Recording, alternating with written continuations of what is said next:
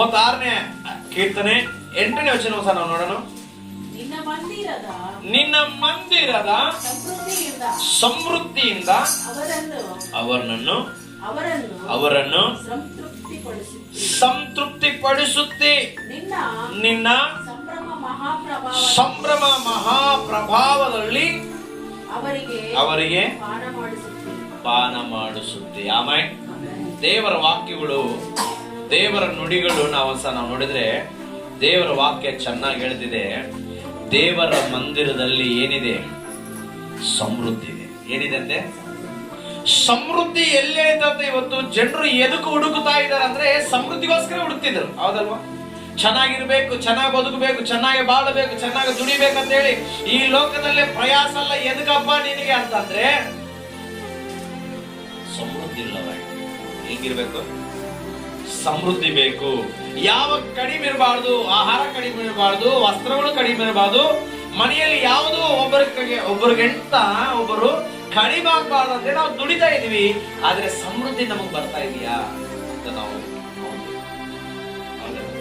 ಸಮೃದ್ಧಿ ಅನ್ನೋದು ಯಾವಾಗಂದ್ರೆ ನಿಜವಾದ ಸಮೃದ್ಧಿ ಅನ್ನೋದು ಏನು ಅಂತ ನಾವು ವಿಚಾರ ಮಾಡಿದ್ರೆ, ನೀವ್ ಹೇಳ್ರಿ ಸಮೃದ್ಧಿ ಅಂದ್ರೆ ನಿಮ್ಮ ಭಾಷೆದಲ್ಲಿ ನಿಮ್ಗೆ ಅರ್ಥ ಆಗುವಂತ ಮಾತುಗಳು ಸರಿ ಹೇಳ್ರಿ. ಸಮೃದ್ಧಿ ಅಂತ ಅಂದ್ರೆ ಏನು? ಎಲ್ಲ ಇರೋದು, ಕಡಿಮೆ ಇಲ್ಲದಂಗಿರೋದು ಸಮೃದ್ಧಿ, ರೈಟ್?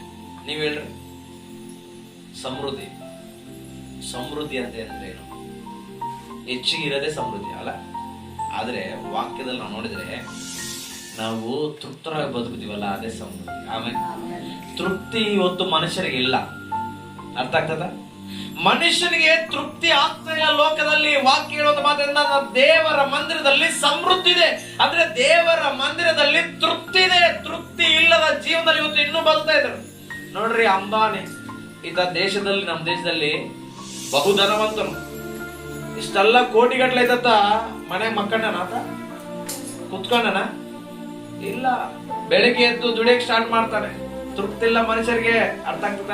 ಇವತ್ತು ಎಲ್ಲೋ ಹಳ್ಳಿಯಾಗಿರುವಂತ ನಾವುಗಳು ಒಂದ್ಸಾರಿ 2 ಸಾರಿ ಬೆಳೆ ತೆಗೆಯುವಂತ ಭೂಮಿಯಲ್ಲಿ ನಾವುಗಳು ಏನ್ ಮಾಡ್ತಿದ್ರೆ, ಇನ್ನೂ ದುಡಿಬೇಕು, ಇನ್ನೂ ಸಂಪಾದಿಸಬೇಕು, ಇನ್ನೂ ಹೆಚ್ಚಿಸಬೇಕು, ಇನ್ನೂ ಸಮೃದ್ಧಿ ಉಳ್ಳವರಾಗಿ ಬದುಕಬೇಕಂತ ಇವತ್ತು ಮನುಷ್ಯನು ಪ್ರಯಾಸ ಮಾಡ್ತಿದ್ದನು. ಆದ್ರೆ ಮನುಷ್ಯನಿಗೆ ಏನು ಸಿಗ್ತಾ ಇಲ್ಲ? ಸಮೃದ್ಧಿ ಸಿಗ್ತಾ ಇಲ್ಲ. ಸಮೃದ್ಧಿ ಅಂತಂದ್ರೆ ನಿಜವಾದ ವಚನ ಏನಂತಂದ್ರೆ ತೃಪ್ತಿ ಇರುವಂತ ಜೀವನ. ಆಮೇಲೆ ಏನ್ ಜೀವನ? ತೃಪ್ತಿ ಇರುವಂತ ಜೀವನ. ಇವತ್ತು ಲೋಕದಲ್ಲಿ ಏನಿಲ್ಲ ಮನುಷ್ಯರಿಗೆ, ತೃಪ್ತಿ ಇಲ್ಲ.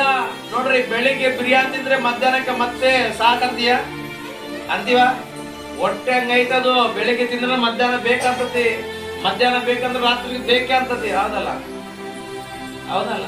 ಇಲ್ಲ ಬಿಡಪ್ಪ, ಬೆಳಿಗ್ಗೆ ತಿಂದ್ರೆ ಮಧ್ಯಾಹ್ನ ಯಾಕೆ ತಿನ್ಬೇಕು, ಉಪವಾಸ ಇರ್ಬೇಕು ಅನಿಸದ ನಮ್ಮ ಮನಸ್ಸು, ನಮ್ಮ ಹೊಟ್ಟೆ ಅನಿಸೋದಿಲ್ಲ. ಅಂದ್ರೆ ಲೋಕದಲ್ಲಿ ಏನಿಲ್ಲಪ್ಪ ಅಂತಂದ್ರೆ ತೃಪ್ತಿಕರವಾದ ಜೀವನ ಇಲ್ಲ. ಇವತ್ತು ನನಗೆ ಇಷ್ಟು ಆಸ್ತಿ ಇದೆ, ಇಷ್ಟು ಬಲ ಇದೆ, ಇಷ್ಟು ಶಕ್ತಿ ಇದೆ, ಇಷ್ಟು ಬೆಳ್ಳಿದೆ, ಇಷ್ಟು ಬಂಗಾರ ಇದೆಯೇ, ಇಷ್ಟು ಜೀವನ ಇದೆ, ಸಾಕಷ್ಟು ನಾನು ದುಡಿದಿನಂತ ಮನುಷ್ಯನ ತೃಪ್ತಿ ಐತಾ ಅಂತಂದ್ರೆ ತೃಪ್ತಿ ಇಲ್ಲೇ ಇಲ್ಲ. ಮತ್ತೆ ಯಾವಾಗ್ರಿ ನಮ್ಗೆ ತೃಪ್ತಿ ಬರೋದಂದ್ರೆ, ತೃಪ್ತಿ ಯಾವಾಗ ಬರುತ್ತೆ ನೀವ್ ಹೇಳ್ರಿ? ಒಂದು ಹಣ ಕೊಟ್ಟರೆ ತೃಪ್ತಿ ಬರುತ್ತೆ ಅಂತೀರಾ? ಇಲ್ಲ. ತೃಪ್ತಿ ಅನ್ನೋದು ಯಾವಾಗ ಬರುತ್ತೆ? ನಿನ್ನ ಮನಸ್ಸು ಶಾಂತಿ ಉಳ್ಳವರಾಗಿ ಯಾವಾಗಾದ್ರೆ ಇರ್ತೀಯೋ ಅವಾಗ ನಿನ್ ತೃಪ್ತಿ. ಮನಸ್ಸು ನೆಮ್ಮದಾಗಿ, ಸೌಖ್ಯವಾಗಿ, ಸುಖವಾಗಿ, ತಣ್ಣಗಿರ್ತದಲ್ಲ, ಅವಾಗ ನಿನಗೆ ಏನು ಕೊಟ್ಟರು ಕೂಡ ಮನಸ್ಸು ಇರೋದಿಲ್ಲ. ಯಾಕಂದ್ರೆ ಮನಸ್ಸೇ ಸಂತೋಷವಾಗಿದ್ರೆ ಏನನ್ನ ಬೇಕಾಗ್ತದ? ಹೌದಲ್ರಿ? ಏನನ್ನ ಬೇಕಾಗ್ತದ ಅಂತಂದ್ರೆ ಏನು ಬೇಕಾಗಿಲ್ಲ ಆ ಟೈಮ್. ಯಾಕಂದ್ರೆ ಮನಸ್ಸು ಆಲ್ರೆಡಿ ಸಮಾಧಾನದಿಂದಿದೆ, ಸಂತೋಷದಿಂದಿದೆ, ನೆಮ್ಮದಿಯಿಂದಿದೆ. ಈಗ ನೋಡ್ರಿ, ಹುಡುಗ ಊರಿಗೆ ಹೋಗ್ಬಿಟ್ಟ 1 ವರ್ಷ, ನಿನ್ ಕಣ್ಣು ಕಾಣಿಸ್ತಾ ಇಲ್ಲ. ಆ ವರ್ಷ ಆದ್ಮೇಲೆ ನಿನ್ನ ಮನೆಗೆ ಬಂದ್ಬಿಟ್ಟ. ಅವ್ ನಿನ್ ಮಗನ್ ನೋಡಿ ನಿನ್ ಖುಷಿಲಿಂದ ಹೆಂಗಿರ್ತದೆ ಮನಸ್ಸಿಗೆ? ಅವತ್ತು ಏನು ತಿಂದ್ರೂ ತಿಂದಿಲ್ಲ ಅಂದ್ರೂ ಮನಸ್ಸಿಗೆ ಎಷ್ಟು ಸಮಾಧಾನ ಅನಿಸ್ತದ. ಯಾಕೆ? ಮಕ್ಕಳನ್ನು ನೋಡೋ ಸರಿ ಏನ್ ಅನಿಸ್ತದೆ? ಹೃದಯ ಸಮಾಧಾನ, ನೆಮ್ಮದಾಗ್ಬಿಡ್ತದೆ, ತೃಪ್ತಿ ಆಗ್ಬಿಡ್ತದೆ. ಇಲ್ಲ, ಗಂಡ ದುಡಿಯಕ್ ಹೋಗ್ಯಾನ 1 ವರ್ಷ ಆದ್ಮೇಲೆ ಬಂದ್ಬಿಟ್ಟ, ಈಗ ಗಂಡ ನೋಡ್ಬಿಡ್ಲೆ ಏನಾಗ್ತದೆ? ಸುಮ್ನೆಪ್ಪ, ನೀನು ಯಾವಾಗ ಪಕ್ಕಕ್ಕೆ ಊಟ ಮಾಡಿ ಬರ್ತೀನಿ ಅಂತ ಹೋಗೋದು ಅನಿಸ್ತದ? ನಿನ್ನ ಹೊಟ್ಟೆ ಹಶು ಆಗ್ತಿದ್ರು ಅಂತ ಟೈಮ್ ನಲ್ಲಿ ನಿನ್ನ ಗಂಡ ಬಂದ್ಬಿಟ್ಟ, ಇಲ್ಲಾಂದ್ರೆ ನಿನ್ನ ಏಂತಿ ತೋರ್ ಮನೆಗೆ ಬಂದ್ಬಿಟ್ಟ, ಇಲ್ಲಾಂದ್ರೆ ಮಕ್ಕಳು ದುಡಿಗೆ ಹೋಗಿ ಬಂದ್ಬಿಟ್ರು, ಏನಿಸ್ತದೆ? ಹಶು ಎಲ್ಲಿ ಹೋಗ್ತದೋ ಏನ, ನನ್ ಗಂಡ ನೋಡಿ ಅಂತ ಏಂತಿಗೆ ಖುಷಿ, ಮಕ್ಕಳು ನೋಡಿ ಅಂತ ತಂದೆ ತಾಯಿಗಳಿಗೆ ಖುಷಿ ಅಲ್ಲ, ಏಂತಿ ನೋಡಿ ಅಂತ ಗಂಡಗಳು ಖುಷಿ. ನೋಡ್ರಿ, ಸಮಾಧಾನ ಇಲ್ಲದ ಜೀವನದಲ್ಲಿ ತೃಪ್ತಿ ಇಲ್ಲದ ಜೀವನ ಜೀವಿಸ್ತೇವೆ. ಇವತ್ತು ದೇವರ ವಾಕ್ಯ ಅಂತಿದೆ, ಮತ್ತೆ ಎಲ್ಲೈತಪ್ಪ ತೃಪ್ತಿ ಅಂತಂದ್ರೆ ದೇವರ ಮಂದಿರದಲ್ಲಿದೆ ತೃಪ್ತಿ.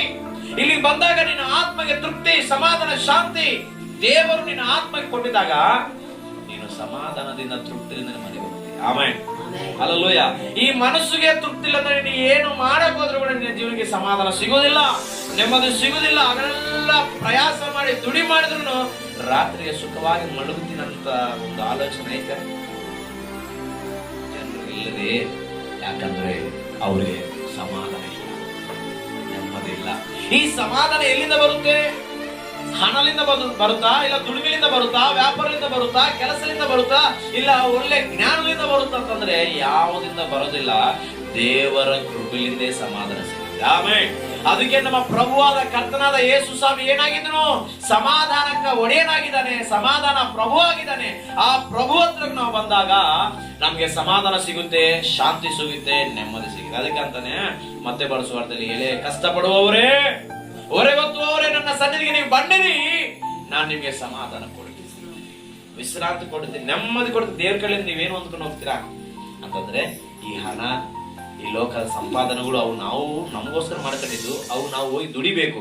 ನೀನು ಹೋಗಿ ದುಡಿಬೇಕಂದ್ರೆ ದೇವರ ಮಂದಿರ ನಿನ್ಗೆ ಸಿಗುವಂಥದ್ದು ಏನಂದ್ರೆ ನೆಮ್ಮದಿ, ಶಾಂತಿ, ಸಮಾಧಾನ, ನಿನ್ನ ದೇಹಕ್ಕೂ ನಿನ್ನ ಶರೀರಕ್ಕ ಏನು ಆರೋಗ್ಯ. ಆಮೇಲೆ ಇದು ದೇವರ ಕಡೆಯಿಂದ ನಾವು ಹೊಂದ್ಕೊಂಡು ಮತ್ತೆ ತಿರುಗಿ ಒಂದು ವಾರ ಕೆಲಸ ಮಾಡಕ್ ದೇವರ ಕೃಪೆ ಕೊಡ್ತಾನೆ. ಆಮೇಲೆ ಶಾಂತಿ ಕೊಡ್ತಾನೆ, ಸಮಾಧಾನ ಕೊಡ್ತಾನೆ, ನೆಮ್ಮದಿ ಕೊಡ್ತಾನೆ. ಅದಕ್ಕೋಸ್ಕರ ನಾವು ದೇವರ ಸನ್ನಿಧಿಗೆ ಬರಬೇಕು. ಆಮೇಲೆ ದೇವರ ಸನ್ನಿಧಿಗೆ ಯಾರು ಬಂದು ಕೂತ್ಕೊತಾರೋ ಅವರ ಜೀವನದಲ್ಲಿ ತೃಪ್ತಿ ಅನ್ನೋದು ಆಗುತ್ತೆ. ದೇವರ ಮೇಲೆ ಆಧಾರ ಪಡುವವರಿಗೆ ಇನ್ನೂ ತೃಪ್ತಿ ಸಿಗುತ್ತೆ, ನೆಮ್ಮದಿ ಸಿಗುತ್ತೆ, ಆಧಾರ ಸಿಗುತ್ತೆ. ದೇವರ ಕೃಪೆಯಿಂದ ಅದ್ಭುತ ಕಾರ್ಯವನ್ನು ದೇವರು ಮಾಡಿಕೊಡ್ತಾನೆ. ಆಮೇಲೆ ಮತ್ತೆ ಇವತ್ತು ದೇವರ ಮಂದಿರಕ್ಕೆ ಬರದಂಗಿರೋರಿಗೆ ನೆಮ್ಮದಿ ಇರೋದಿಲ್ಲ. ಏನು ದುಡಿತೀವಿ ಅಂದ್ರೂ, ಏನು ಸಂಪಾದಿಸ್ತೀವಿ ಅಂದ್ರೂ, ಎಲ್ಲಿ ಹುಡುಕ್ತೀವಿ ಅಂದ್ರೂ, ಯಾವ ವಿಷಾದಕರವಾದ ಒಳ್ಳೆ ಸ್ಥಳಗಳಿಗೆ ಹೋಗಿ ನಾನು ಸೇದದಿ ಇರ್ತೀನಿ, ನಾನು ಸುಖವಾಗಿ ಇರ್ತೀನಿ ಅಂತ ಅಂದ್ರೆ ನೀನು ಹೋಗಿ ಅದೆಲ್ಲ ಸುಖವಾಗಿ ಇಡ್ತೀವಿ. ಮತ್ತೆ ಮನೆಗೆ ಬಂದ್ಮೇಲೆ ನಿನ್ ಕಷ್ಟ ಯಾರು ಓದ್ಕೋಬೇಕು?